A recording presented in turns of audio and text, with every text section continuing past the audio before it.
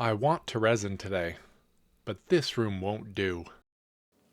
Nice. Here's everything that has to happen before I mix a single drop of resin. First move, doors closed, AC and heater vents off.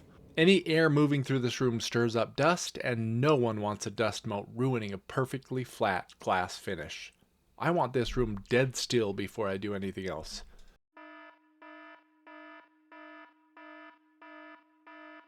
Temperature matters just as much. If your bottles are not your painting room temperature, warm them up before you start. Mixing cold resin is one of the easiest ways to trap tiny bubbles that no amount of torching will fix later. Now this next part is specific to me.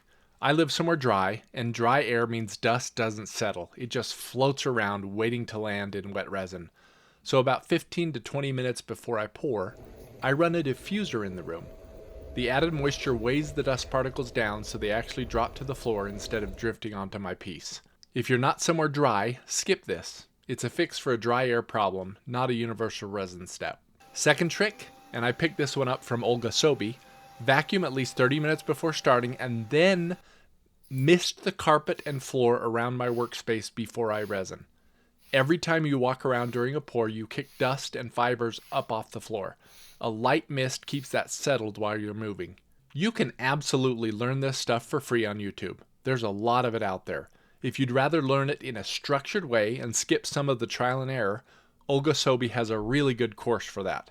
I'll link it below this video, and code DAVID gets you a discount if you go that route. Everything gets raised up on painter's pyramids or cups.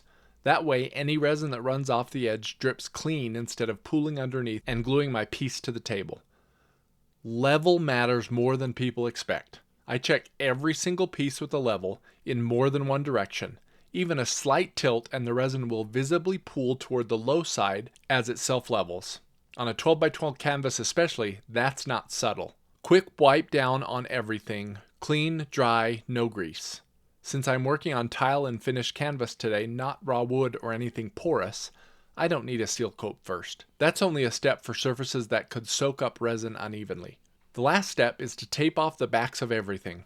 I prefer green or blue painter's tape. Getting tape with dried resin on it off your paintings is way easier to deal with than trying to remove dried drops of resin directly on your artwork. You've been warned.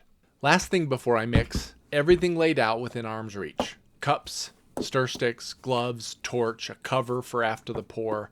Once this resin is mixed, I'm on a timer, and I don't want to be hunting for anything. This resin is 1:1 by volume, equal parts resin and hardener. That ratio isn't a suggestion. Get it wrong, and the resin can stay soft and never fully cure, no matter how well you mix it otherwise. I mix for a full 4 to 5 minutes according to the manufacturer's instructions, scraping the sides and the bottom of the cup the whole time. It'll turn cloudy white first. That's just the two parts combining. Totally normal. Keep going without wiping the stick until every streak of cloudiness is gone and it's completely clear again. Starting with the coasters since they go fast. Small pour in the center of each tile, spread out to the edges with a stick or glove finger, and let it self-level. I keep the amount consistent across all 8 so they finish at the same thickness. Now the 12 by 12. I pour in a zigzag across the whole surface, then spread it corner to corner with my hands or silicone tool. I then use my glove to cover the edges. Anything excess runs off the edge. Last active step, torch 6 to 8 inches above the surface, constantly moving. Hold it in one spot too long and you'll scorch the resin, so it's a quick, steady sweep across everything, not a lingering pass. Every time you torch, use your leveling tool or a stick to remove the dropped resin from the bottom of every piece.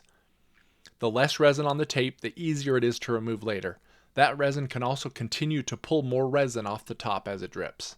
Cover everything up, walk away, let it cure. Bonus tip, have some extra pieces prepped just in case you have some extra resin. We don't want that to go to waste. All that setup at the front end is really what makes this last part boring, and boring is exactly what you want while your resin cures. Links below if you want to go further with this. Plenty of free resources on YouTube or Olga's course if you'd rather have it structured. Code DAVID for discount. Thanks for watching. See you in the next one.